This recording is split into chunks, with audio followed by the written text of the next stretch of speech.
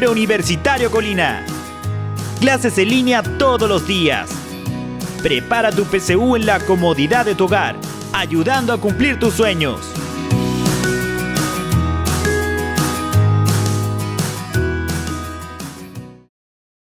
¿Cómo están, queridos estudiantes? Nos encontramos en la clase número 13. El tema que nos convoca hoy es globalización. Un tema que es muy importante dentro de la parrilla curricular de la PSU y es un tema que permite comprender la época contemporánea, tanto en la materia de historia de Chile como también de historia universal. Por lo tanto, hay que poner atención a este tema. ¿Qué vamos a hacer hoy día? Hoy día vamos a tratar de comprender las características que constituyen el proceso de globalización, los componentes internos. Para comenzar, vamos a definir globalización. A ver, globalización, viene la palabra global, es un concepto que pretende enmarcar procesos mundiales. ¿Pero qué procesos mundiales? Procesos mundiales vinculados a la interconexión que han tenido los habitantes de este planeta a lo largo de su historia. Y en este sentido, la globalización tiene su antecedente ya en el siglo XV con la expansión europea. Ahí vemos cómo se conecta Europa con América y con Asia. Podemos decir que esa es una primera globalización de carácter comercial, insertado dentro del mercantilismo económico. La salida de los holandeses, la salida de los españoles, los ingleses, constituyó esa primera fase. Una segunda fase de la globalización se produce a finales del siglo XIX,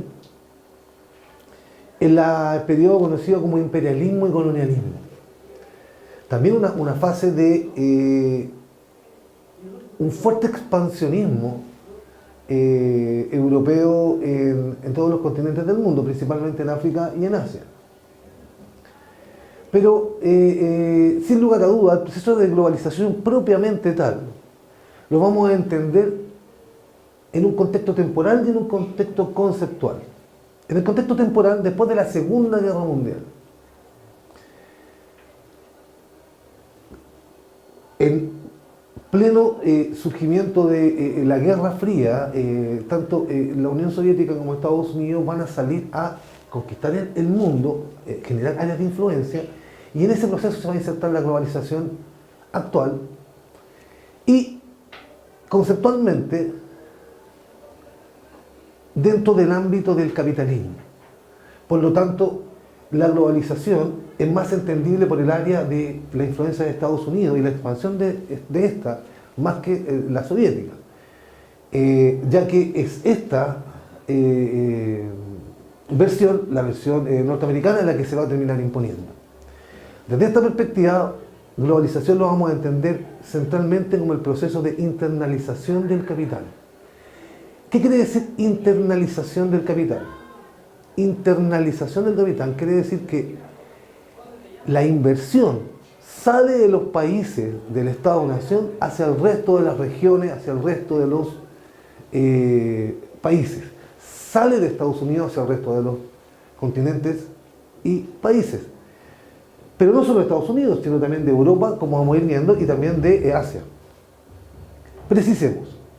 ¿Qué se internacionaliza? Se internacionaliza el capital financiero. Después de la Segunda Guerra Mundial se crea el Fondo Monetario Internacional y el Banco Mundial. Organismos que dependen de la ONU y que van a ser los grandes prestadores del mundo. Van a comenzar a generar líneas de inversión en todos los estados. Después de las conferencias de Bretton Woods, estas entidades, el Fondo Monetario y el Banco Mundial, van a prestar dineros a distintas naciones que lo solicitan a cambio de instalar medidas neoliberales en esos países. Por lo tanto, va a ir generando una cierta homogenización del sistema económico y comercial mundial. También, conjunto con ello, se va a crear una banca internacional, banca de privados, ¿no es cierto?, que va a generar un flujo financiero a nivel mundial. Las inversiones comienzan a moverse, los flujos de capital comienzan a moverse entre estados. Eso es internalización del capital financiero. Pero también va a haber internalización del capital productivo. Las empresas dejan de ser estrictamente nacionales y abren sucursales en distintas partes del mundo.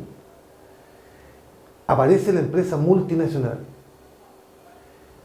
la Toyota, la Coca-Cola, la Sony, distintas empresas norteamericanas, también asiáticas y algunas europeas, comienzan en busca de maximizar sus utilidades, a encontrar en distintos tipos de países cierto tipo de reducción de costos, por ejemplo en mano de obra o en materias primas, y comienzan a colocar sucursales de empresas a lo largo del planeta.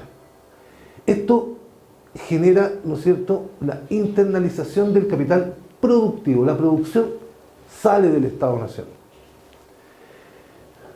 Como es de suponer, también se va a producir una internalización de la mano de obra, sobre todo en el ámbito de los trabajadores especializados de nivel intermedio y superior. Los ejecutivos de las empresas comienzan a transitar de un país a otro, ya sea de la empresa que tiene la cabecera industrial, pensemos por ejemplo en la Volkswagen, Alemania, sucursal Brasil, ejecutivos brasileños viajan a Alemania, ejecutivos alemanes viajan a Brasil. Lo mismo en múltiples empresas comienza a generarse un flujo migratorio de ida y vuelta que comienza a, como les digo, a internacionalizar la mano de obra, pero ligada a un trabajo especializado.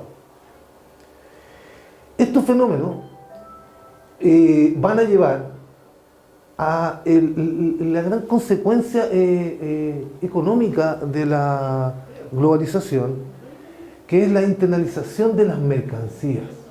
Los productos comienzan a venderse en todo el mundo y, como es de suponer, el consumo comienza en cierta medida a homogeneizarse. Es decir, los computadores los vemos en todo el mundo, la misma ropa, las mismas zapatillas, los mismos también, incluso productos alimenticios. Comienza a través de esta internalización de las mercancías también a generar un impacto cultural en cada una de las naciones en donde este proceso se desarrolla. ¿A qué se orienta esta globalización? ¿Cómo se puede insertar uno dentro de ella? La globalización, que es la internalización del capital en estas tres fases, como les mencioné, va a ir generando medidas neoliberales, y estas medidas neoliberales van a buscar transitar de economías proteccionistas a economías librecambistas. Es decir, van a perseguir reducción de las barreras arancelarias, baja de impuestos a la hora de comerciar entre un Estado y otro, es lo que se conoce con el nombre de arancel cero, o tendencia al arancel cero. En la práctica, los países van a intentar establecer libre comercio o zonas de libre comercio, ya sea sectorial, o sea por producto o un conjunto de productos, o ya sea estableciendo un tratado bilateral entre un país y otro, ¿no es cierto?, buscando la más amplia reducción de las tasas arancelarias. ¿Para qué? Para favorecer el flujo comercial y la internalización tanto del capital productivo, financiero, mano de obra, etc. Esta es la esencia de la globalización. Por lo tanto, la esencia es de carácter económico. Pero esta globalización económica, capitalista, va de la mano de la revolución tecnológica. Dicho de otra manera, difícilmente se hubiese dado la globalización con estas características si no fuera aparejado de una revolución de la tecnología. ¿Qué es esta revolución tecnológica? La revolución tecnológica es un proceso en donde la invención, la innovación constante y sistemática de tecnologías va a formar parte de los procesos productivos, va a ser un costo de producción. Y desde la segunda mitad del siglo XX en adelante, en el ámbito de la informática, el electrodoméstico, los transportes y las telecomunicaciones va a ser fundamental este proceso de innovación. Algo que tiene que tener claro, el capitalismo siempre busca maximizar utilidades. Por lo tanto, a la hora de vender un producto en el mercado, de satisfacer una necesidad. El capitalismo va a buscar que ese producto cambie, satisfaga unas nuevas necesidades para poder venderse de nuevo, de manera quizás más refinada, con mayores aplicaciones, como en la lógica de los celulares, por ejemplo. Ese proceso de innovación técnica, ¿no?, es esta revolución tecnológica. Los ciclos productivos tienen que constantemente revolucionarse, cambiar, y ahí está este proceso de innovación. Esto va a llevar a la universalización de la industria. Ojo con esto. Para entender esto, tienes que recordarte que las actividades económicas se dividen en tres, ¿no es cierto? Actividades primarias, secundarias y terciarias. Las primarias son las extractivas, las secundarias son la industria y las terciarias son los servicios. Por lo tanto, en el estricto rigor conceptual y técnico, la actividad industrial es solamente el sector secundario, la industria. Pero la revolución tecnológica va a provocar que la industria se inmiscuya, por decirlo de alguna manera, en el sector primario y en el sector terciario. Va a haber un proceso de industrialización del sector primario e industrialización del sector terciario. Así es posible hablar de industria agrícola, agroindustria, ganadera, industria pesquera. La industrialización también va a impactar en las actividades terciarias, como la industria del cine, la música, las editoriales. Es decir, la revolución tecnológica va a generar el fenómeno de la industria de las actividades económicas. La industrialización de las actividades económicas, por decirlo de alguna manera. Todo se tecnifica. Una tercera característica es que esta tecnología, que está constantemente en un proceso de innovación, va a traer como consecuencia que el consumo se diversifique y se homogenice. Los productos tecnológicos no se venden solo en un estado, sino, como ya hemos mencionado, se venden en varios países. Si nosotros acá hablamos por celular o ocupamos un iPhone, en Estados Unidos, en Canadá, en Holanda, en Japón están ocupando quizás el mismo producto. Por lo tanto, esa necesidad de utilizar el celular y de manejar el tiempo es homogéneo tanto en Chile como en Japón, como en Canadá, como en Holanda. Eso hoy día, que parece tan normal, no lo era hace 60, 70 años atrás, ya que los productos generan un impacto cultural y una homogenización cultural. Como diría un filósofo famoso, si uno cuenta un chiste aquí en Chile, es posible que se rían en Holanda, en Japón o en Canadá.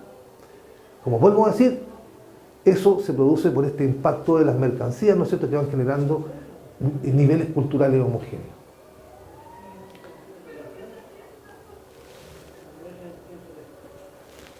Para puntualizar, la revolución tecnológica se basa en el desarrollo de la informática, principalmente.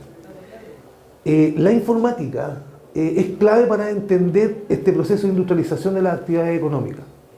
Explico. La utilización, por ejemplo, del computador, que genera, procesa y comunica información, repito, genera información, maneja, clasifica la información y comunica la información. Ese fenómeno se va a requerir en todos los procesos o actividades económicas, tanto primarias como terciarias, no solo en la secundaria.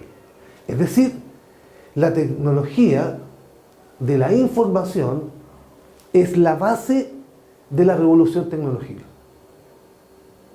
La información es clave para la producción en cualquiera de las actividades económicas, tanto primarias como secundarias como terciarias. Y esta condición, si bien se produce predominantemente después de la Segunda Guerra Mundial en Estados Unidos, como mencioné, y que después de la caída del muro de Berlín en 1980 va a seguir produciéndose ahí, ya que Estados Unidos vence después de la Guerra Fría, no es exclusivo de Estados Unidos. Hay otros centros o polos de desarrollo en Europa, Alemania principalmente, y en Asia, Japón y Hong Kong principalmente, también en los países de los llamados tigres asiáticos, como por ejemplo Singapur. Y de manera menor, en América Latina, ¿no es cierto?, México, Brasil, Chile. La revolución tecnológica es multipolar. No obedece a un solo polo de innovación, sino a múltiples polos de innovación. Haciendo la aclaración de que Estados Unidos es el país preponderante en el proceso de innovación y creación de tecnología, pero no exclusivo. ¿Qué consecuencias tiene este fenómeno de globalización y revolución tecnológica? Múltiples consecuencias, ya que es un fenómeno multifactorial. Tiene consecuencias geográficas. Hay, como ya esbocé, una nueva comprensión del tiempo y del espacio. El aquí y ahora se vuelve instantáneo. Ver una guerra ocurrida en Oriente Medio o un atentado terrorista ocurrido en Estados Unidos de manera instantánea es un fenómeno que acorta los tiempos y la percepción de este. Hoy día, por ejemplo, tú modernizas tu computador porque tiene más memoria RAM, y esa más memoria RAM permite que cuando apretes Enter, en vez de la pantalla demorarse 1,2 segundos, se demore 0,5 segundos. Y eso tú lo valorizas. Es decir, valorizas 0,6 segundos. Este fenómeno de la valorización del tiempo es un fenómeno que nace a consecuencia de esta revolución tecnológica y global y que no ocurría antes. También, desde el punto de vista geográfico, la transnacionalización de las relaciones económicas va a provocar nuevos mapas mundiales, nuevos mapas geopolíticos mundiales en donde el Estado-nación ya no tiene tanta importancia como antes, sino son las macrozonas. América Latina una zona, África una zona, Europa otra zona, dentro de Europa varias microzonas, y lo mismo en América del Norte, Estados Unidos, Canadá. Y el dibujo mundial deja de relevar al Estado-nación como el fenómeno más importante. Pero, como la revolución tecnológica es un proceso de innovación constante y de producción constante, se produce, por esa razón, mayor presión sobre los recursos naturales, sobre el sector extractivo. Por lo tanto, se hace más acuciante solucionar problemas medioambientales, producto de esta necesidad de constantemente producir y generar bienes que es propio del capitalismo. Y finalmente, desde el punto de vista geográfico, hoy día hablamos de aldea global o sociedad global, en donde a lo menos el mundo occidental vive básicamente de la misma manera, lo cual hace acuñar un nuevo concepto, ya no es sociedad nacional, sino sociedad global. Desde el punto de vista económico, tenemos la intensificación de los flujos comerciales entre naciones y regiones de una manera, el siglo XX, en el siglo XX creció de manera exponencial el flujo comercial, sobre todo después de la Segunda Guerra Mundial. Y eso a su vez genera, desde el punto de vista económico, una interdependencia económica. Por eso que cuando cualquier región del mundo entra en una crisis económica, en esta sociedad global, en esta aldea global, indefectiblemente va a afectar a otro país, ya que están conectados los mercados, ya sea a través de la compra de materias primas o a través de la producción de mercancías o a través de servicios. Otra consecuencia también está en el ámbito político y jurídico institucional. Aquí, en el ámbito político, jurídico institucional, tenemos el surgimiento de nuevos sujetos transnacionales, por ejemplo, las organizaciones no gubernamentales, ONG, que son instancias que tienen influencia global. Por ejemplo, Greenpeace. Greenpeace, una organización de carácter medioambiental, ejerce su influencia en todos los estados, inyectando o haciendo lobbying para generación de leyes que respeten el medio ambiente. Ahí tenemos un sujeto, un actor global que no es un Estado-nación, pero es tan importante como un Estado. Y eso, obviamente, genera la segunda característica, que es el cuestionamiento de la soberanía nacional. ¿Cuán más importante es el Estado chileno versus la gran empresa como Microsoft o la gran empresa como Sony? cuánto gana Sony o la Microsoft anual y cuánto es el Producto Interno Bruto de Chile. Las cifras son similares. Las grandes empresas transnacionales facturan como lo que gana un país en un año. Y su influencia es tan importante y a veces más que los Estados-nación. Consecuencias culturales. Como ya les mencioné, la industria pasa a los distintos tipos de actividades económicas y pasa al área de servicios. Y dentro del área de servicios tenemos la cultura. Y aparecen las industrias culturales, el cine, la televisión, se convierten en verdaderas industrias que procesan información y venden información. Por ejemplo, el rol que tiene CNN, un verdadero monopolio, una gran influencia, ¿no es cierto?, en América Latina y en el mundo de cómo informan. Ahí tenemos una industria de las comunicaciones. ¿Y para qué decir el cine? En donde Estados Unidos, ¿no es cierto?, Hollywood ha transformado